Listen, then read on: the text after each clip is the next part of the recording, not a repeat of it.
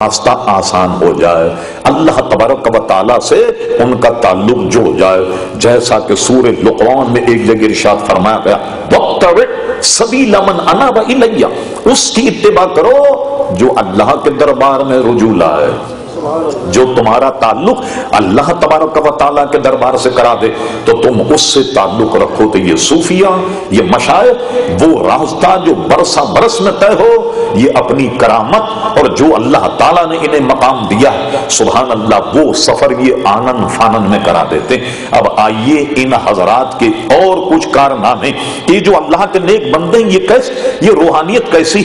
صاحب نبراس نے اس کا ذکر کیا، شرح عقائد، اور اسی طریقے سے علامہ اسماعیل حقی رحمت اللہ نے بھی اس کا ذکر کیا۔ اور کیجئے کہ روحانیت رکھنے والے حضرات کا عالم کیا۔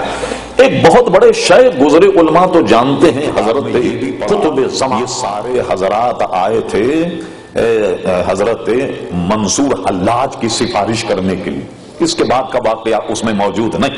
میں یہ دیکھ کر کے رش کر رہا تھا، سبحان اللہ، کتنا بلند مقام ہے ہمارے پیارے مصطفیٰ صلی اللہ علیہ وسلم کا، تمام انبیاء کرام علیہ السلام، میں رش کر رہا تھا اور سبحان اللہ کر رہا، تعجب بھی ہو رہا تھا کہ کتنے بلند مقام پر فائز۔ اچانک مجھ کو کسی نے ٹھوکر ماری، جب میں جاگا اس نے کہا تعجب کیا کرتا، کیا تعجب کرتا، یہ سب پیارے مصطفیٰ کے نور سے بنے ہوئے لوگ، جتنے نبی، بڑے بڑے انبیاء، یہ سب پیارے مصطفیٰ صلی اللہ علیہ وسلم نور سے بنے ہوئے لوگ، کیا تعجب کرتا۔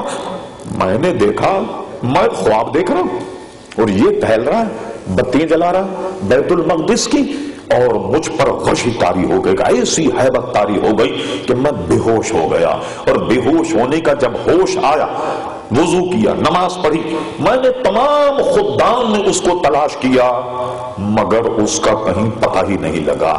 میں آپ سے بولتا ہوں، بتائیے صاحب، یہ کاروائی تو ہے خواب کی، اور یہ بتی جلانے والا خانہ اللہ بہتر جانے کون تھا، لیکن بتیاں جلا رہا تھا اس کی یعنی مسجد اقصیٰ کی، اور وہ خواب میں جو کچھ وہ دیکھ رہے، لگتا ہے کہ یہ اپنی آنکھوں سے دیکھ رہا تھا کہ منظر کیا، اور یہ شخص جو سویا ہوا لیٹا ہوا یہ مقام مصطفیٰ میں تعجب کر رہا، تو ایسے ٹھوکر مار کا جگہ کا تعجب کیا کرتا ہے، یہ سب حضور کے نور ہی سے تو پیدا ہوئی، یہ سب حضور علیہ السلام کی نورانی ہے، تو لیکن وہ شخص نہیں ملا۔ تو آپ نے غور فرمایا کہ جب آدمی اس میں ترقی کر جائے تو میں اور آپ جو خواب میں دیکھیں وہ عالم شہادت میں دیکھ لیتا ہے کہ میں اور آپ کیا کر رہے ہیں، دل کی کیفیت کو بھی پہچان لیتا، دل کی حالت کو بھی عزیزان گرامی وہ جان لیتا۔ اب آئیے، جب وہ اس عروج پر پہنچ جائے تو اس کے منہ سے جو کلمہ نکلے، حدیث شریف میں بھی علماء موجود، اللہ تبارک و تعالی ان کی قسموں کی لاج رکھتا۔ وہ اگر یہ کہیں کہ قسم خدا کی ایسا ہوگا، اللہ تبارک و تعالی واقعے کو ویسا بنا دیتا ہے جیسا اس کے بندے کے منہ سے نکلا، یعنی ان کے کلمے کی لاج رکھتا ہے۔ اللہ اکبر۔ اس پر ایک دو باتیں آپ انداز لگائی۔ شیخ محقق، ان کے جو دہن سے کلمہ نکلا، شیخ محقق شاہ عبدالحق محقق دہلی اخبار الاخیار میں تذکرہ کیا، گجرات میں ایک بہت بڑی درگاہ شاہ عالم رحمت اللہ علیہ کا مزار، شاہ عالم رحمت اللہ علیہ کی سٹوری میں کوئی شیخ محقق نے لکھا، کوئی دوسری کتابوں میں موجود ہے، یہ شاہ عالم رحمت اللہ تعالی علیہ تخت پر بیٹھ کر اپنے شاگردوں کو درس حدیث پڑھاتے تھے۔ یہ قصہ ان کے سیرت میں، وہ پڑھاتے تھے اور دوران تعلیم بیمار ہو گئے، کوئی ہفتہ 10 دن آئے نہیں۔ اچھا، ہفتہ 10 دن کے بعد جب آئے، جس کو پڑھانے سے محبت ہو، جیسے ہمارے علماء یہاں موجود ہیں، ایک دن نہ پڑھائیں تو ایسا لگتا ہے کوئی چیز کھو گئی، مزہ نہیں آتا پڑھانے میں، ایک عادت سے بنی ہوئی ہے، مزہ نہیں آتا۔ اب یہ آئے 8-10 دن کے بعد تخت پر بیٹھنے کے بعد کہنے لگے شاگردوں سے، مجھے بڑا افسوس ہوا کہ تمہارے 8 یا 10 دن کے ناغے ہو گئے۔ انہوں نے کہا نہیں صاحب، آپ تو روزانہ پڑھاتے رہے۔ ان کو تعجب ہوا، کہا بھائی میں بیمار تھا 8 دن سے۔ کہنے لگے استاد صاحب کیوں مذاق کر رہے ہیں، آپ تو روزانہ آ کے پڑھا۔ یہ سمجھ گئے کہ کوئی معاملہ، کچھ مسئلہ، یہ سوئے رات میں سرکار ابد قرار تشریف لاتے ہیں، فرما شاہ عالم ہم نے دیکھا کہ تمہارے طلبہ کا نقصان ہو رہا ہے، تو 10 دن تک تمہارے تخت پہ پڑھ کر کے ہم نے پڑھایا، بیٹھ کر کے ہم نے پڑھایا۔ اللہ اکبر۔ اس کے بعد سے وہ تخت اٹھا کر کے لوگوں نے اس کو ایک درخت سے لٹکا دیا، جس پہ فرمایا کہ حضور جلوہ گر ہوئے، اس کو لٹکا دیا درخت۔ اور مشہور یہ ہے پورے گجرات، اس تخت کے نیچے جو آدمی جائے، جو دعا کرے، اللہ تبارک و تعالی حضور کے جلوہ گری کے طفیل اس تخت پر اس کی دعا کو قبول کرتا۔ اب سنیے ان کا واقعہ جو شیخ محقق نے اخبار الاخیار میں کسی معمولی آدمی نہیں لکھا۔ یہ کہیں جا رہے تھے، جاتے جاتے کیا دیکھا انہوں نے، ایک ٹھوکر لگی، کوئی پتھر، کوئی لکڑی جیسے لگی ہو نا، ایک ٹھوکر لگی، مرید ساتھ میں، تو انہوں کی زبان سے نکلا کیا ہے؟ پتھر ہے، لکڑی ہے، لوہا ہے، کیا ہے یہ؟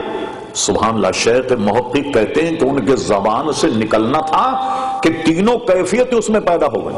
سبحان اللہ۔ ادھر سے دیکھو تو لکڑی نظر آتا، ادھر سے دیکھو تو لوہا نظر آتا، دوسری طرف سے دیکھو تو پتھر نظر آتا ہے۔ شیخ محقق کے زمانے تک وہ محفوظ تھی، اس کو مسلمانوں نے محفوظ کیا۔ ہماری کم نصیبی کہ میں جب احمد آباد پہنچا ان کے مزار کی زیارت کو، تو اس وقت ہندو مسلم فساد جس کی وجہ سے کرفیو لگا ہوا تھا، اور لوگوں نے بتایا کہ ہفتہ 10 دن تک یہ کرفیو نافذ رہے گا، اتنے بڑے فساد ہوئے۔ تو بغیر زیارت کے ہم واپس پھر احمد آباد سے بمبئی آ گئے، تو آپ نے دیکھا ہی نہیں کہ منہ سے جو بات نکل جائے تو تینوں چیزیں اس میں پائی جاتی ہیں۔ کہیں سے پتھر لگتا، کہیں سے جناب وہ لوہا لگتا، کہیں سے لکڑی لگتا۔ دیکھا آپ نے کہ جو زبان سے نکل جائے۔ بمبئی میں ایک مزار عبداللہ نام ان بزرگ کا، پھول والے، بعض فوٹو ان کے پھول والوں کے پاس بھی تھے۔ میں وہاں گیا، تبلیغی جماعت کا گڑھ بھی ہے کونے پر۔